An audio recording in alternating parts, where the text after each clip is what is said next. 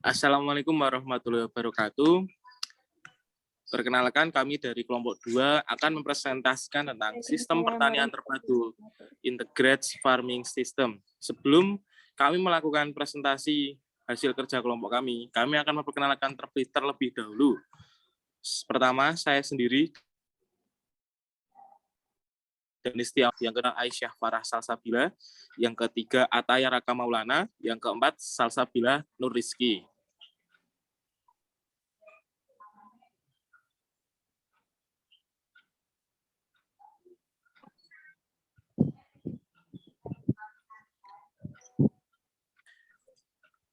Pertanian terpadu.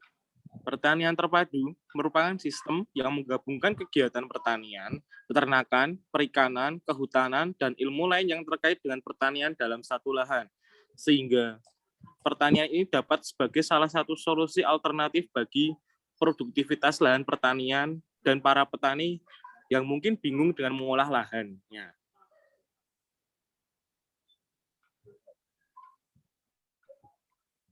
Next slide.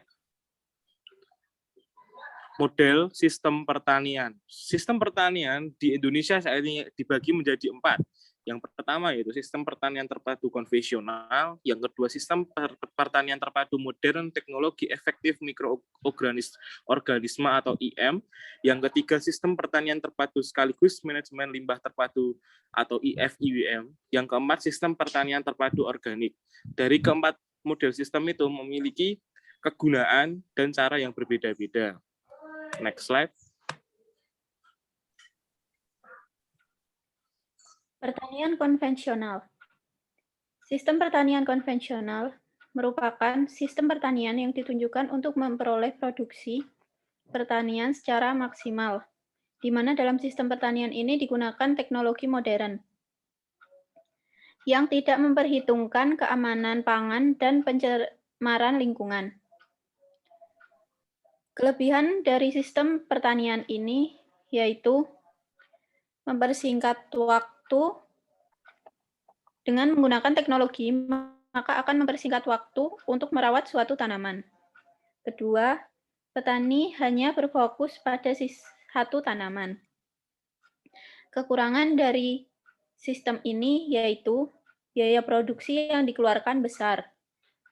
Biaya produksi yang dikeluarkan besar, pertanian konvensional cenderung membeli pestisida kimia ataupun pupuk kimia untuk pertaniannya sehingga biaya yang dikeluarkan jelas lebih besar. Yang kedua, dampak buruk bagi keseimbangan ekosistem. Yang ketiga, membahayakan kesehatan. Yang keempat, ketahanan hasil produksi hanya berlangsung jangka pendek. Contoh penerapan yaitu penerapan sistem pertanian konvensional dalam budidaya terbesar adalah pada tahun 1980-an. Saat revolusi hijau digaungkan di segala penjuru negara, produktivitas pertaniannya naik pesat hingga Indonesia mampu menarik tagline swasembada pangan hingga 1 dekade berikutnya. Akan tetapi, bukan berarti pemberian input eksternal besar-besaran dalam revolusi hijau tidak membawa dampak buruk bagi lingkungan, kondisi sosial ekonomi, hingga kesehatan masyarakat.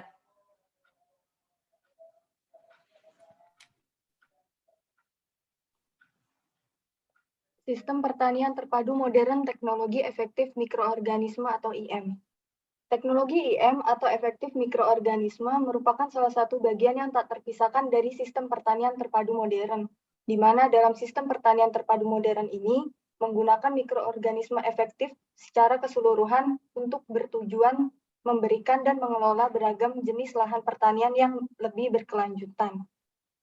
Budidaya tanaman yang digunakan untuk pemanfaatan teknologi IM ini pada umumnya merupakan jenis tanaman semusim dan tahunan. Di antaranya yakni seperti berbagai tanaman padi, berbagai macam tanaman palawija, buah-buahan, sayur-sayuran, cengkeh, kopi, tanaman kelapa, dan lain sebagainya. Sistem pertanian terpadu ini memiliki kelebihan dan kekurangannya. Untuk kelebihan, yaitu yang pertama, dapat memperbaiki sifat fisik, kimia, dan biologis tanah, menyediakan unsur hara yang dibutuhkan untuk tanaman, menyehatkan tanaman, meningkatkan produksi tanaman, dan menjaga kestabilan produksi. Yang kedua, dapat merangsang pertumbuhan mikroorganisme lain yang menguntungkan, seperti bakteri pengikat nitrogen, bakteri pelarut fosfat, dan mikroorganisme yang bersifat antagonis terhadap patogen, sehingga dapat menekan jamur patogen tular tanah. Untuk kekurangan, pada Bokasi, pemanfaatan kotoran ternak sebagai pakan masih belum banyak dilakukan karena masih adanya keraguan terhadap nilai kepantasan bagi yang mengkonsumsi. Sebagai contoh penerapan sistem pertanian model terpadu ini memanfaatkan limbah organik dari kotoran ternak dan sisa-sisa tanaman untuk difermentasikan dengan teknologi IM menjadi pupuk organik terfermentasi, atau yang disebut dengan Bokasi. Bokasi itu merupakan sebuah metode pengomposan yang biasa dilakukan dengan menggunakan starter aerobik maupun anaerobik untuk mengkomposkan bahan organik yang berupa campuran molase, air, starter, mikroorganisme, dan sekam padi. Nantinya pupuk kompos yang sudah jadi bisa digunakan sebagiannya untuk proses pengomposan berikutnya, sehingga proses ini bisa dilakukan secara berulang dengan cara yang lebih efisien. IM dapat diberikan secara langsung untuk menambah unsur hara tanah dengan cara disiram langsung ke tanaman atau disemprotkan ke tanaman. Oke, next selanjutnya yaitu untuk next slide, mohon dibantu Mbak Salsa. Oke, yang ketiga itu sistem pertanian terpadu sekaligus manajemen limbah terpadu (IFIWM). Sistem pertanian IFIWN merupakan sistem pertanian terpadu dengan menggunakan limbah peternakan seperti sapi, kambing, ayam, dan sebagainya. Kelebihan dari sistem terpadu ini, yang pertama yaitu sistem pertanian terpadu ini sangat bermanfaat bagi petani karena bisa mengurangi pembelian pupuk. Sedangkan para petani membutuhkan sangat banyak pupuk pestisida dan diganti dengan menggunakan pupuk buatan. Yang kedua yaitu mengedukasi kepada para petani lain tentang manfaat kotoran ternak. Jadi kotoran ternak itu tidak hanya untuk dibuang saja, tapi bisa dimanfaatkan. Yang ketiga, memanfaatkan biogas terhadap usaha UMKM. Yang keempat, hasil produksi tanaman tomat maksimal. Yang kelima, kualitas tanaman tomat menjadi semakin baik karena pupuk tersebut. Next slide.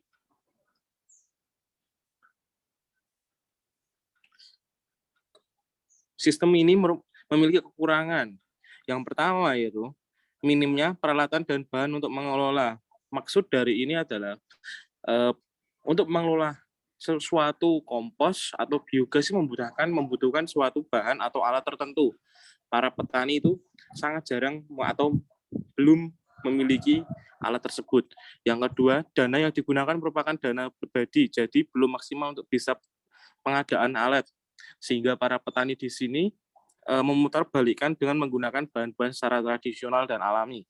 Yang ketiga, untuk biogas berbahaya karena menggunakan peralan besi yang diameter kecil karena keterbatasan dana. Yang keempat, pengelolaan pupuk secara tradisional sehingga membutuhkan waktu yang lama dan kurang efisien dengan kurangnya pemahaman. Contoh penerapannya yaitu dengan cara pengolahan kotoran sapi menjadi energi alternatif biogas yang ramah lingkungan. Selain itu dapat mendukung usaha tani penyediaan pupuk organik sehingga mengurangi ketergantungan terhadap pupuk kimia. Next slide.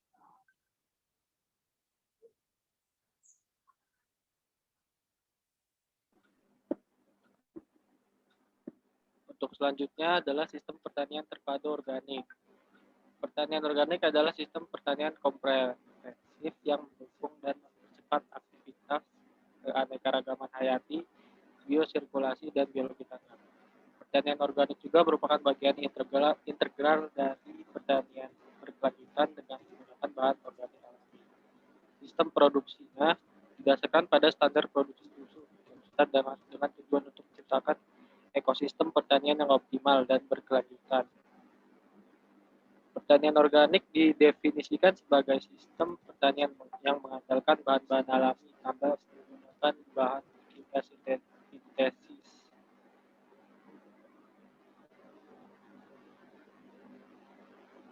Kelebihan dari sistem pertanian ini yang pertama, tidak menggunakan pupuk maupun pestisida kimia sehingga tidak menimbulkan pencemaran lingkungan, baik pencemaran tanah, air maupun udara, serta produknya tidak akan mengandung racun. Yang kedua, tanaman organik mempunyai rasa yang lebih manis dan tanaman non-organik. Sehingga harga pupuk organik lebih murah dibandingkan dari pupuk urea dan nitrogen. Kekurangan dari sistem ini yaitu kebutuhan tenaga kerjanya lebih banyak, terutama untuk mengendalikan hama dan penyakit. Mengendalikan hama dan penyakit masih dilakukan secara manual, sehingga perlu dibuat sendiri karena pestisida yang masih organik itu belum terdapat di pasaran. Dua, penampilan fisik tanaman organik kurang bagus, misalnya berukuran lebih kecil dan daunnya berlubang-lubang dibandingkan dengan tanaman yang dipelihara secara non-organik. Harga produk tanaman organik lebih mahal daripada produk organik karena yang dihasilkan oleh tanaman organik bisa lebih manis dan lebih bagus daripada penerapan. Contoh penerapan dari pertanian organik ini menggunakan yang diterapkan oleh kelompok tani Mekarjaya. Yang pertama dalam pemilihan lahan. Lahan yang digunakan merupakan lahan konvensional yang telah dikonversikan menjadi lahan yang organik. Kedua, dalam segi pemeliharaan, tidak boleh digunakan secara bergantian antara metode produksi organik dan konvensional. Ketiga, dalam produksi harus memperhatikan pembatas penanganan, pengemasan, dan penyimpanan yang jelas sehingga tidak terjadi pencampuran antara produk organik dan non-organik. Keempat, dalam segi pencegahan kontaminasi, kelompok ini melakukan penanaman tanaman penyangga, yaitu seperti tanaman jagung yang memiliki tinggi sekitar 1 meter. Dan pada pencegahan dari kontaminasi air, menggunakan filterisasi kolam air yang ditanami oleh tanaman eceng gondok. Kelima, dalam pengolahan lahan subsuran tanah, kelompok ini mencegah degradasi lahan yaitu dengan melakukan program rotasi tanam. Keenam, dalam pemilihan tanaman dan varietas, menggunakan benih yang berasal dari tumbuhan dan bersertifikat organik. 7, dalam manajemen ekosistem, kelompok ini mengikuti aturan manajemen organik. Dan terakhir, dalam melakukan pengolahan OPT, tindakan pencegahan menggunakan program rotasi tanam dan tumpang sari. Dan untuk pengendaliannya dilakukan dengan cara input budidaya organik seperti membuat pupuk nabati dan pestisida organik.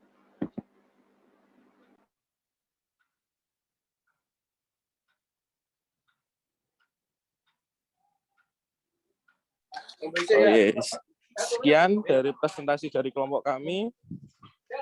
Itu mungkin presentasi dari kelompok kami. Sekian dan terima kasih. Wassalamualaikum warahmatullahi wabarakatuh.